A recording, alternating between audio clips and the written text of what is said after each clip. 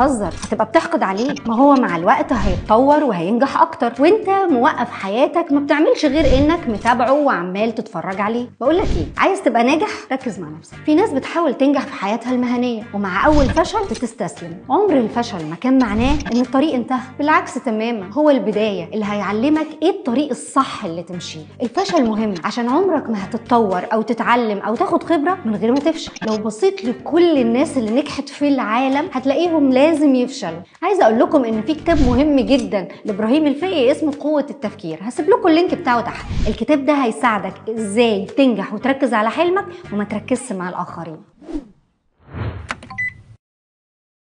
وخلي بالك كويس جدا، في فرق ما بين الغيرة المهنية والحقد. مستحيل تلاقي إنسان ناجح بتسيطر عليه طاقة مدمرة زي الحقد، لأن الشخص الناجح بيدور على كل ما هو إيجابي عشان يستمد منه طاقته. الحقد شيء سام